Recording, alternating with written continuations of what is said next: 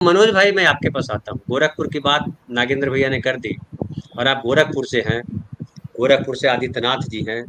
गोरखपुर के आदित्यनाथ जी पहले क्या थे, किस तरह से मुख्यमंत्री बने, वो तमाम कहानियां सबको पता है, आपको भी पता है। हम उस पर नहीं जाना चाहेंगे। लेकिन ये बतलाइए कि ये जो विधानसभा की 10 सीटों पर उपचुनाव होने वाले हैं, एक तो उस पर कितना असर पड़ेगा, और ये जो चला है, क्या ये आदित्यनाथ जी का ब्रह्मास्त्र है मोदी जी की तरफ कि आप अगर हमारी कुर्सी अस्थिर करोगे तो हम आपकी कुर्सी पे स्थिर नहीं रहने देंगे? क्योंकि अगर चंद्रबाबू नायडू और नीतीश कुमार दोनों अपना बोरा लेके बाहर निकल लेंगे कि हम आपके यहाँ नहीं पड़ेंगे, तो इनकी सरकार तो गिर जाएगी। ये तो देखिए, ये जो आदेश है मुजफ्फरनगर पुलिस का, और यही नहीं हुआ है, फिर उत्तराखंड में भी एक आदेश आया है कि होटलों में उनके नाम लिखे जाए। फिर राजस्थान में भी हलाल हलाल और ये उसको लेकर एक इसी तरह का आदेश है। तो मैं इस तरह के आदेशों को ये कंटिन्यू मैं देखता हूँ कि जहाँ भी भाजपा की सरकार है और उनके मुख्यमंत्री हैं, आपको उत्तर प्रदेश में भी इस तरह के बहुत सारे आदेश रहे हैं। तो उसी में देख रहा हूँ, और इसके साथ और थोड़ा सा आप देखिए कि खासकर लोकसभा चुनाव के बाद जो है, जो बहुत सारे नेताओं के अभी असम के मुख्यमंत्री का जो बयान था कि अब असम मुस्लिम बहुल हो जाएगा और 40% यहाँ मुस्लिम हो जाएंगे। फिर पश्चिम बंगाल में शुभेंदु अधिकारी ने जो कहा कि वो सबका साथ सबका विकास, इसको छोड़ देना चाहिए। यानी कि वो कह रहे हैं कि अब जो उनको वोट देते हैं उन्हीं के लिए अब वो सरकार को काम करना चाहिए। इसी तरह के कुछ एमपी, जो भाजपा के एमपी हैं, और जदयू के भी जो एक एमपी हैं बिहार में, उनका भी इस तरह का बयान आया था। देवेश चंद्र ठाकुर। जी जी। और झारखंड के जो सांसद और हैं, गिरिराज सिंह का तो इस पे पेटेंट है, वो तुरंत भेज देते हैं पाकिस्तान। जी जी। तो ये सबको मैं एक साथ जोड़ के ही देखता हूँ कि ये दरअसल जो बीजेपी और आरएसएस एक सांप्रदायिक राजनीति करती रही है, देश को धर्म के आधार पर लोगों में एक विभाजन पैदा करने की जो राजनीति करती रही है, अब वो जो सत्ता में है, तो सत्ता की नीतियों में, पॉलिसी में, आदेश में, आर्डर में भी उसको लाया जा रहा है। आप यूपी में और दूसरे राज्यों में बहुत सारे आदेशों और नीतियों में इसको देख सकते हैं कि जो अल्पसंख्यक समाज है उसको हर तरह से उसको हाशिए पर ढकेलने की कोशिश हो रही है। एक इसके पहले एक उदाहरण दे सकता हूँ कि जो मदरसा आधुनिकीकरण की योजना थी, जिसमें मदरसे में साइंस और मैथ पढ़ाने के लिए आधुनिकीकरण के शिक्षक रखे गए थे पूरे देश में, जिसमें हिंदू भी बड़ी संख्या में टीचर नियुक्त हुए थे, उनको केंद्र सरकार पिछले 5 साल से तनख्वाह नहीं दे रही है और उसको अब बंद करने की बात हो गई है। तो ये उसी तरह से है कि इस तरह की जितने भी, मतलब कहने का मतलब ये कि स्टेट की पॉलिसी में इनबिल्ट हो रहा है अल्पसंख्यकों को धर्म के आधार पर भेदभाव, और कहीं कहीं जात के आधार पर भी। तो ये तो एक संविधान के खिलाफ है, लोकतंत्र के खिलाफ है सीधे से। आप देखिए कि आर्टिकल 14 का जो विधि के समान समानता का अधिकार देता है, फिर आपका समानता का जो अधिकार है जिसमें आप किसी के साथ धर्म, जन्म स्थान और लिंग, संप्रदाय, किसी के आधार पर भेद नहीं कर सकते। फिर आर्टिकल जो 21 है जिसमें आप किसी भी देश के नागरिक को ये स्वतंत्रता मिलती है कि वो किसी तरह का भी अपना व्यवसाय कर सकता है, कारोबार कर सकता है, और उसके लिए इसको वंचित नहीं किया जाएगा। तो आप इस आदेश के परिप्रेक्ष्य में देखिए, तो ये आदेश पुलिस का जो है, जो लाइन एंड ऑर्डर बनाने के नाम पर वो संविधान के मूल अधिकार है, उस पर हमला करते हुए एक आदेश जारी हुआ है। मैं इसको तो एक तौर पर देखता हूँ, पहला ही है। लेकिन जाहिर है कि जब भी इस तरह की चीजें की जाती हैं, जो अभी मैंने सभी लोगों के बयान भी बताए, तो वो उसके पीछे जो नागेंद्र जी कह रहे थे कि ये जो जनादेश आया है लोकसभा चुनाव का, जो 1-1.5 महीना पहले, उसने इस राजनीति के खिलाफ वोट किया है। और उत्तर प्रदेश में खासकर जहां पर ये सबसे ज्यादा हो रहा है, वहां पर तो आपने रिजल्ट के अनुसार आपने देखा। तो जो हिंदू मुस्लिम राजनीति है, जो सांप्रदायिक राजनीति है, और इसकी आड़ में जो जनता के बुनियादी सवाल हैं, जीवन के जो प्रश्न है, उनकी अनदेखी करना, उनको उनकी बात न करना, चाहे वो बेरोजगारी का सवाल हो, महंगाई का सवाल हो, चाहे आप रेलवे का आप देख सकते हैं, किसी भी उस अग्निवीर योजना हो, इस सब में आप देख सकते हैं कि उनको दरकिनार करके ये प्रश्न खड़ा करके कि इसी पर जनता हमको वोट दे और हम सत्ता में बने रहें, तो उसको जनता ने इस बार नकार दिया। तो उससे एक तिलमिलाहट और बौखलाहट भी आई हुई है कि ये कैसे हो गया कि हम लोग हमारा जो धार्मिक ध्रुवीकरण के आधार पर जो राजनीति है उसको जनता ने नकार दिया।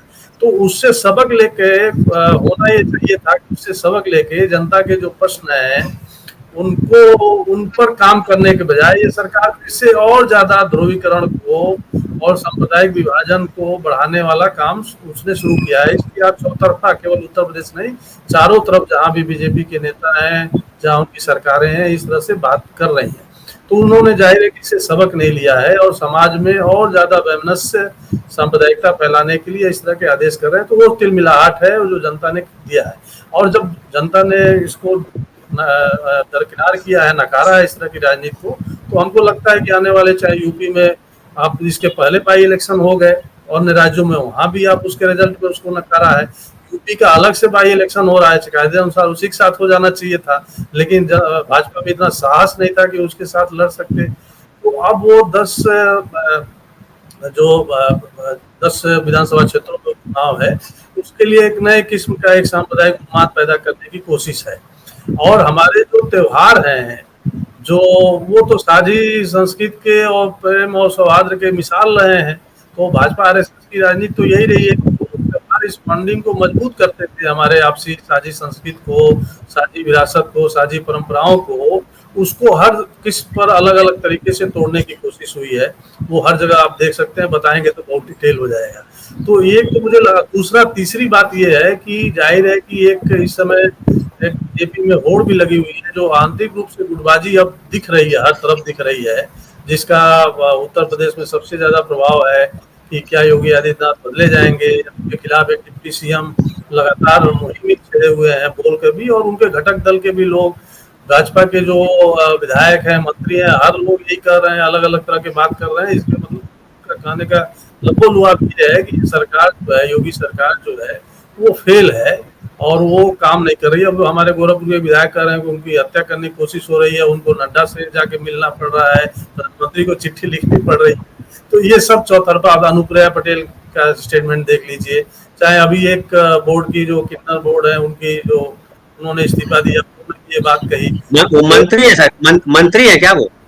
हाँ, दर्जा प्राप्त मंत्री, राज्य मंत्री, दर्जा प्राप्त मंत्री, उन्होंने इस्तीफा दे दिया किन्नर पे। हाँ, तो ये सब लोग ये बता रहे हैं कि ये सरकार असफल है और काम नहीं कर रही है, केवल ब्यूरोक्रेसी हावी है। इस सब के पीछे ये है कि योगी को ये साबित किया जाए कि वो ठीक ठाक सरकार नहीं चला पा रहे। तो ये जो झगड़े बढ़े हैं, उसमें अब उस झगड़ों से जब होती है कि कुर्सी जब हिलती है, डिगती है, तो उनके पास उनको और अपना चैंपियन हिंदू और पॉलिटिक्स का, हिंदुत्व की पॉलिटिक्स को सबसे बड़ा चैंपियनशिप दिखाने की होड़ लग जाती है। तो उसमें राजस्थान सरकार के भी मुख्यमंत्री लगे हुए हैं, आसाम के भी लगे हुए हैं, और यूपी के तो उसमें सबसे बड़े चैंपियन अपने आप को मानते हैं। यही से उन्होंने राजनीति शुरू की थी, हिंदू या वाहिनी, और उसके पहले से और यहाँ तक आए हैं। और मुख्यमंत्री बनने के बाद भी उस एजेंडे को उन्होंने लाख आलोचनाएं हों, बहुत सारी चीजें हों, इसके बावजूद उन्होंने उन बरकरार रखा है, चाहे उनके स्टेटमेंट्स आए हों, चाहे उनके सरकार की कार्रवाइयों में ये सांप्रदायिकता एक तरह से शामिल ही है। तो वो इसको छोड़ना नहीं चाहते हैं कि आने वाले समय में अगर उनकी गद्दी को हिलाने की कोशिश हो या हटाने की कोशिश हो, तो वो एक जो हिंदुत्व की पॉलिटिक्स है उसमें वो उनका एक समर्थन बना रहे और वो दिखा सके कि ये हमारी सबसे बड़ी ताकत है। तो ये तीनों चीज है इस आदेश के पीछे। और लेकिन सबसे ज्यादा खराब बात ये है कि इसके साथ कि जनता ने जो बीजेपी का जो आंतरिक मूल्यांकन हुआ है कि हम क्यों हारे 2 सीट छोड़ के, बाकी जब 40,000 कार्यकर्ताओं से बातचीत करके, उसका अभी जो निचोड़ ये है कि संविधान का नैरेटिव सबसे ज्यादा प्रभावी नैरेटिव था। और वो केवल लेकिन इसको बीजेपी दूसरे तरफ से ये कर रही है कि गलत नैरेटिव प्रचारित करने में विपक्ष सफल रहा। दरअसल विपक्ष सफल नहीं रहा, जनता को भी एहसास है। इसी तरह के आदेशों से, इसी तरह के कार्रवाइयों से, आप सारे आर्टिकल के आप अनुच्छेद पढ़िए तो साफ साफ लिखता है कि आप धर्म के आधार पर विभेद कर ही नहीं सकते। तो उसको ये डे बाय डे की प्रैक्टिस में जो सरकारें लागू कर रही हैं, तो उसमें जनता के एक बड़े हिस्से में ये एहसास भी जा रहा है। इसी से एहसास गया कि संविधान को इस सरकार ने ताक पर रख दिया है और वो आगे अगर बहुमत मिलता तो हटा भी सकती थी। तो ये मुझे लगता है कि ये आदेश जो गया था बीजेपी को एक समझने के लिए एक मौका था। गद्दी से वो उतारे नहीं जा सके, जोड़ तोड़ करके बना लिया है, वैज्ञानिकों के सहारे बना लिया है, लेकिन उसका मैंडेट जो जनता का मैंडेट है उसको समझने में असफल है और फिर उसी तरह की पॉलिटिक्स में जा रहे हैं और ज्यादा खराब तरीके से और ज्यादा खतरनाक तरीके से जा रहे हैं। तो हमको लगता है कि ये अब चलने वाला नहीं है, इसका समय पूरा हो रहा है, जनता इसको समझ गई है और उसका जवाब जनता की ओर से ही ज्यादा आएगा।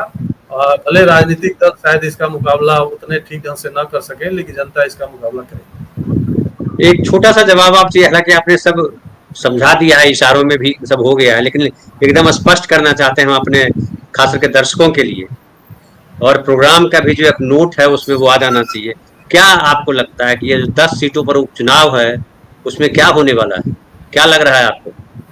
देखिए, ये तो बहुत कठिन है, मतलब बीजेपी के लिए तो करो या मरो जैसा प्रश्न है कि तो अगर वो ये अभी हारते हैं तो जाहिर है कि पूरी तरह से स्थापित हो जाएगा कि ये जो प्रदेश का नेतृत्व है और देश का भी नेतृत्व है उसकी साख और उसकी लोकप्रियता पूरी तरह से समाप्त हो गई है। इसलिए ये उपचुनाव इस मायने में ज्यादा थोड़े मुझे दूसरे तरह से लगते हैं कि इसमें शासन सत्ता का दुरुपयोग मुझे लगता है कि बहुत ज्यादा हो सकता है। इसलिए लड़ाई इस बार बहुत दिलचस्प होगी, जनता इनके खिलाफ है और पिछले रिजल्ट आने के 1 महीने बाद जिस तरह से और भी निर्णय लिए गए हैं वो जन विरोधी निर्णय लिए गए हैं, चाहे शिक्षकों के डिजिटल अटेंडेंस का मसला हो या बहुत सारे सवाल आप देख सकते हैं, उसमें उसको कदम भी पीछे हटना पड़ा है। तो लेकिन इसके बावजूद इनको चूंकि यही आता है, ये सत्ता में यही केवल हिंदू मुस्लिम पॉलिटिक्स के अलावा और कुछ नहीं कर सकते, वो जनता के किसी समस्या का हल नहीं कर सकते, इसलिए उसी पर राजनीति करेंगे।